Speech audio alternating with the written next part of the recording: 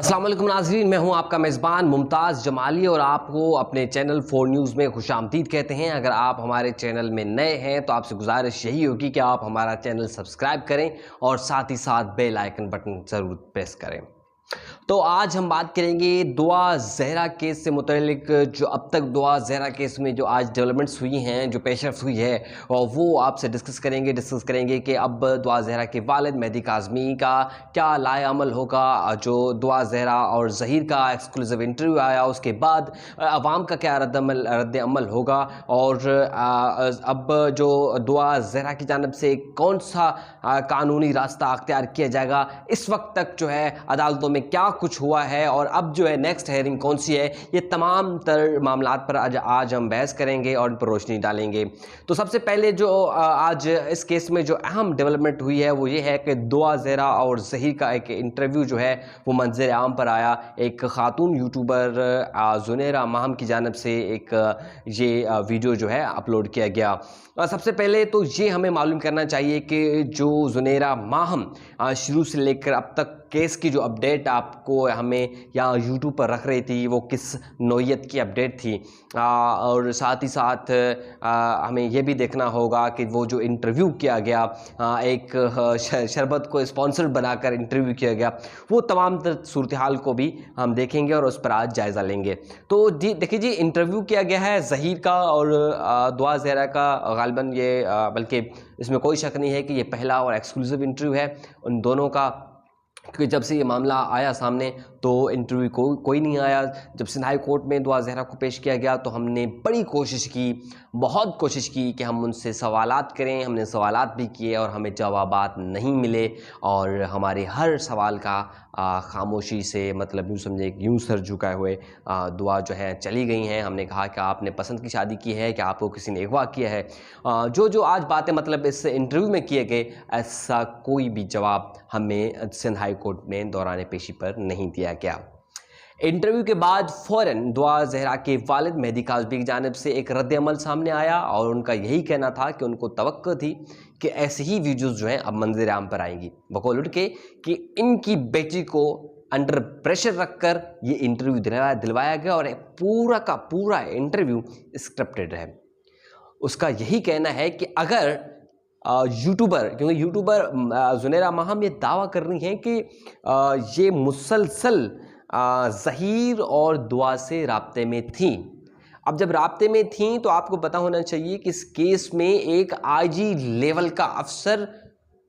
को अपने ओहदे से हाथ धोने पड़े। सिंध हाई कोर्ट ने अहकाम दिए कि आप दुआ ज़हरा को जो है अदालत में पेश करें, लेकिन पुलिस बारहा ये कह रही थी कि वो ट्रेस नहीं हो रहे, लोकेशन उनका नहीं मिला, लेकिन ज़ुनैरा माहम कह रही है कि वो इनके साथ राब्ते में थे। ये बात जो है एक बड़ी अहम बात है कि कैसे एक जो है यूट्यूबर के साथ वो दोनों राब्ते में थे, और राब्ते में होने के बावजूद वो पुलिस उनको ट्रैप नहीं कर पाई। दूसरा,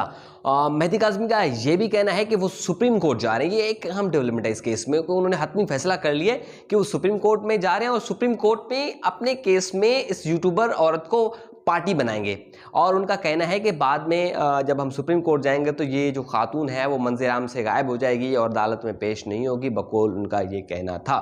अब देखना ये है कि सुप्रीम कोर्ट, क्योंकि एक चीज़ समझनी चाहिए कि जब सुप्रीम कोर्ट में या किसी भी अदालत में केस लगता है, जो कॉन्स्टिट्यूशन पिटिशन लगता है या क्रिमिनल एप्लीकेशन लगती है, या जो भी केस दायर किया जाता है, तो उसमें पार्टीज़ बनाए जाते हैं दरख्वास्त गुजार की जानब से। मतलब सबसे पहले जो मेहदी काज़मी साहब पार्टी बनाएंगे, जो मुमकिन तौर पर पंजाब हुकूमत होगी,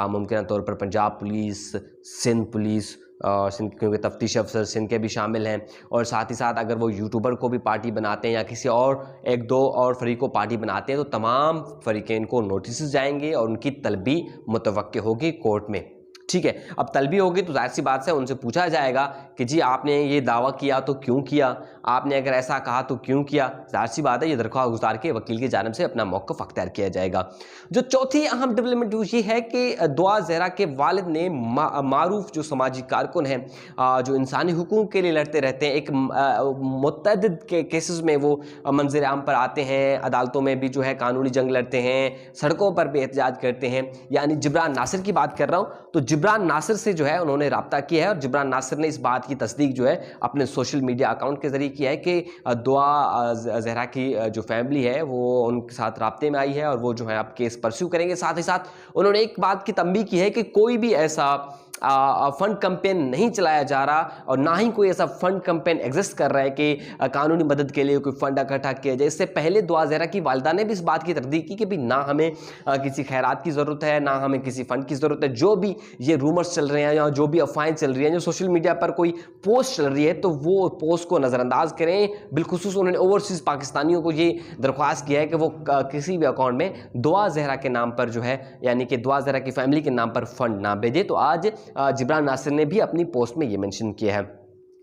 और चौथी बात ये कि इतला ये है कि जुडिशल मजिस्ट्रेट शर्की की जानिब से जो इतला है कि अब जो केस की जो तारीख लगी है वो 16 जून को बताया जा रहा है। अब 16 जून में क्या होगा, लास्ट हेयरिंग में ये हुआ था कि तफ्तीशी अफसर ने जो है वो बीमार पड़ गए थे और वो जो है अदालत में पेश नहीं हुए थे। अब जाहिर सी बात है जो अपकमिंग हेयरिंग होगी, जो नेक्स्ट हेयरिंग होगी, उसमें वो है अदालत में पेश होंगे। अगर उस केस में अदालत ने हुक्म दिया कि दुआ ज़हरा को और ज़हीर को अदालत में पेश किया जाए 164 के लिए, तो ये बड़ी प्रोग्रेस होगी इस केस में। इस केस में अब तक की सबसे बड़ी प्रोग्रेस, क्योंकि लोग यही समझ रहे हैं कि अब ये केस जो है मुकम्मल तौर पर ख़त्म हो गया, लेकिन मेरा ये मानना है कि केस जो है अभी तक ख़त्म नहीं हुआ। दुआ ज़हरा और ज़हीर का जो इंटरव्यू आने के बाद ये केस जो है मज़ीद पेचीदा होने जा रहा है, क्योंकि दुआ का ये कहना है कि वालदेन जो हैं, मेरा वालदेन हैं, वो दिल बड़ा करें और हमें जो है वो कबूलें और जो है जो गलती हुई वो उनसे माज़रत करते हैं। और साथ ही साथ जो उमर के मामले पर जो उन्होंने दावा किया कि जी मेरी जो वालिद साहब ने उमर जानबूझ के जो है कम लिखवाई है, क्योंकि मोस्टली पेरेंट्स ये करते हैं कि अपनी बेटियों की उम्र जो है कम लिखवाते हैं। अब इसमें एक मामला ये आ रहा है कि बेफाम में भी उम्र कम हो सकती है, शनाख्ती कार्ड में उम्र जो है कम लिखवाया जा सकता है, पासपोर्ट में भी तो वैसे अगर बेफाम बनाए तो पासपोर्ट में भी वही उम्र होगी, लेकिन डेट ऑफ बर्थ का जो सर्टिफिकेट मिलता है अस्पताल की जानिब से, तो उसमें कैसे डेट जो है कम लिखाई जाएगी, चूँकि वो तो जब पैदाइश होती है तो वही सर्टिफिकेट जो है वो थमा देते हैं अपने पेरेंट्स को कि भाई आपकी औलाद है, बेटा या बेटी, और ये उम्र है। चलो ये चीज़ें भी जो है एग्जिस्ट करती हैं जो कि अदालत में अब जाएंगी। और तो अब ये है कि जुडिशल मजिस्ट्रेट में अगर इनकी पेशी मुतवक्के है, अगर अदालत डायरेक्शन देती है तो तफ्तीश अफसर की जिम्मेदारी बनेगी कि दुआ को और ज़हीर को जो है पेश किया जाए। अब देखना ये होता है कि जिब्रान नासिर इस केस को कैसे डील कर रहे हैं। जिब्रान नासिर के बारे में अगर बताऊं कि जिब्रान नासिर ने इससे पहले इस नौयत का एक केस डील किया था आरजू फातिमा का, और उनकी भी जो है वो उम्र कम थी, पसंद की शादी थी। बाद में जो है अदालत में केस चला और अदालत ने आरजू फातिमा को शेल्टर होम भेजा, और शेल्टर होम के बाद आरजू फातिमा ने अपना फ़ैसला वापस लिया और वो अपने पेरेंट्स के पास जाने के लिए राज़ी हो गई। इस वक्त भी अपने पेरेंट्स के पास रह रही हैं। एक हाई प्रोफाइल केस जो था वो बना था और उसकी जो लीगल जो प्रोसीडिंग फॉलो किए थे, वो जो लीगल जंग थी वो जो है जिब्रान नासिर ने लड़ी थी। आज की तो यही डेवलपमेंट्स हैं। एक तो एक्सक्लूसिव इंटरव्यू था और दुआ ज़हरा के वालिद का सुप्रीम कोर्ट जाने का फ़ैसला, और उन्होंने यूट्यूबर को भी फरीक बनाने का ये ऐलान किया है, और साथ ही साथ जिब्रान नासिर से बात हुई है जिस पर जिब्रान नासिर ने तस्दीक की है, और जुडिशल मजिस्ट्रेट में इस केस की अब समाअत होगी और जहां पर तफ्तीशी अफसर पेश होंगे। इससे मुतल्लिक दुआ ज़हरा से मुतल्लिक जो भी अपडेट्स होंगी हम जो है कोशिश यही करेंगे कि अथेंटिक इन्फॉर्मेशन आपके सामने रखें। उम्मीद है कि आप हमारे साथ रहेंगे और हमारी हौसला अफजाई के लिए हमारा यूट्यूब चैनल ज़रूर सब्सक्राइब करेंगे। आपका बहुत शुक्रिया।